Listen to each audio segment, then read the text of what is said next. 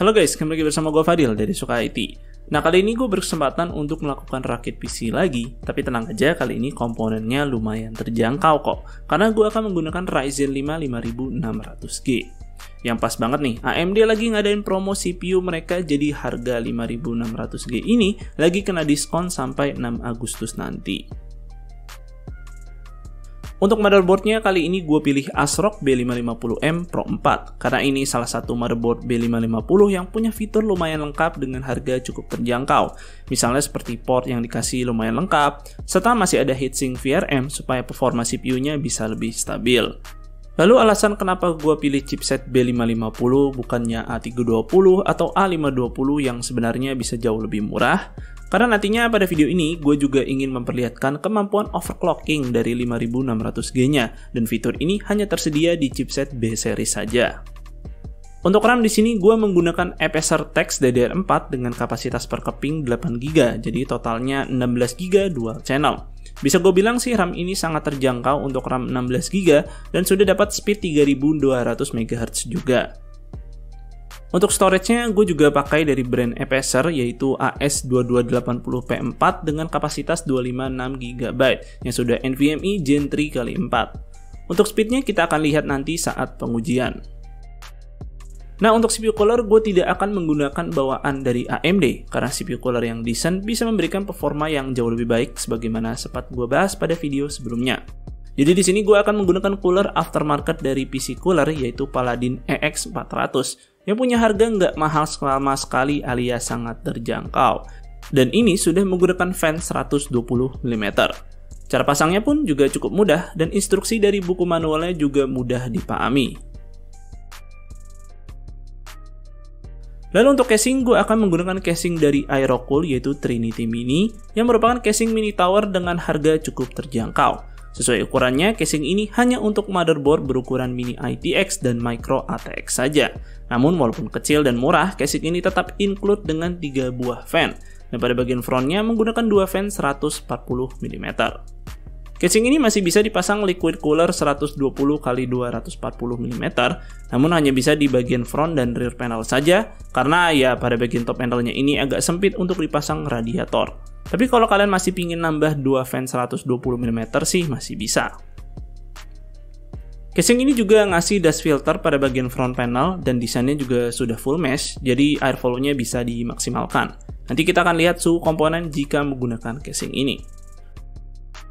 Untuk front I/O terdapat 3 buah USB dan 2 diantaranya sudah USB 3.0, jadi lumayan lengkap sih walaupun ukurannya kecil.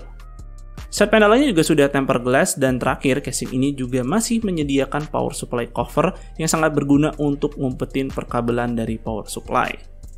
Karena kita rakit PC menggunakan APU saja alias konsumsi dayanya juga tidak gede-gede amat, jadi gue pilih PSU dengan harga yang paling terjangkau saja yaitu Aerocool United Power 500W.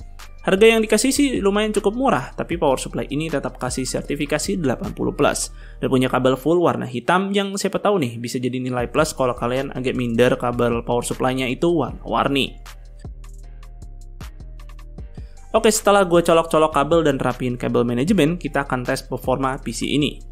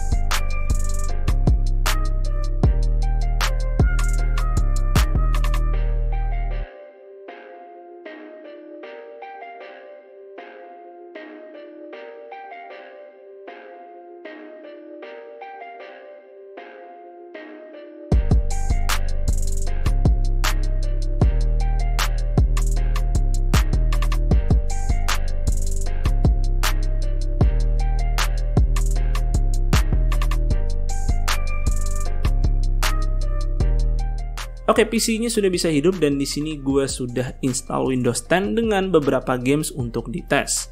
Mungkin sesuai tradisi kita mulai aja dulu dari Cinebench. Kemudian pada Cinebench R23 gue coba loop multicore 10 kali untuk melihat stability-nya dan sepertinya cukup konsistensi di 10 ribuan. Kemudian ini hasil Crystal Disk Mark dari SSD NVMe yang digunakan. Di sini sih punya speed yang cukup lumayan ya, walaupun memang belum full speed PCIe 3.0x4, tapi ini sudah sangat cukup sih untuk memenuhi kebutuhan sehari-hari. Selanjutnya benchmark 3D Mark Night Ride untuk menguji integrated graphics-nya, dan berikut hasil skor yang diperoleh. Nah, selesai dengan benchmark sintetik, kita beralih ke video games. Di sini gue cuma tes 3 games aja karena 3 saja sudah memakan kapasitas storage yang cukup banyak, mengingat SSD-nya cuma 256 GB saja. Oke, berikut hasil performa yang diperoleh dari video games yang dites.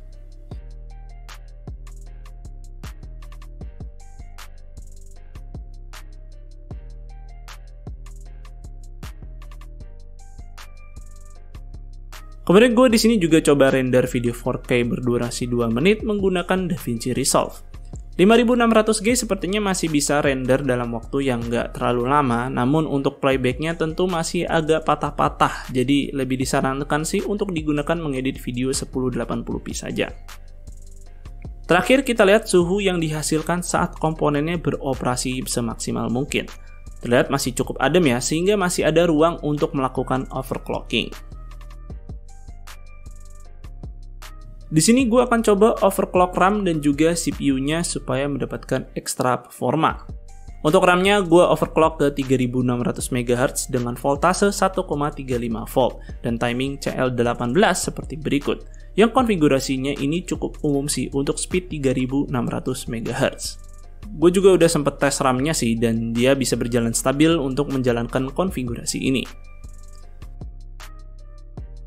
Lalu untuk CPU-nya gue akan overclock menggunakan software Ryzen Master supaya lebih mudah.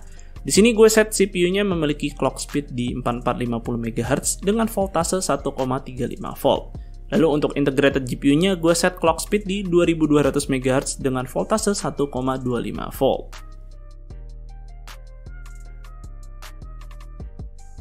Kalau melihat hasil Cinebench R15-nya, ada sedikit peningkatan sih pada hasil multicore-nya. Dan tidak heran ya hasilnya tidak begitu signifikan bedanya karena gue cuma bisa menaikkan 50 MHz dari maksimal boost clock-nya. Dan sayangnya overclocking yang gue lakukan cuma bisa stabil di konfigurasi ini. Lalu kita lanjut ke Cinebench R23 untuk melihat hasil loop multicore selama 10 menit. Dan berikut hasil skor yang diperoleh. Di sini juga terlihat ada sedikit peningkatan dari keadaan default-nya. Selanjutnya hasil benchmark dari 3D Mark Night Ride. Sepertinya pada software 3D, overclocking bisa memberikan peningkatan yang cukup signifikan. Maka dari itu, kita lanjut ke video games dan berikut hasil yang diperoleh. Sepertinya pada games memberikan peningkatan performa yang cukup lumayan, terutama pada game-game e-sport yang tentu akan sangat dibenefitkan dengan FPS yang tinggi. Lalu pada render video 4K juga waktu rendernya itu bisa semakin singkat lagi dengan melakukan overclocking. Kemudian kita bandingkan suhu sebelum dan setelah melakukan overclocking. Ya bisa dibilang sih suhunya masih adem-adem aja dan susah banget nih nyentuh 80 derajat untuk CPU-nya. Terakhir, kita lihat konsumsi daya yang dihasilkan PC rakitan ini.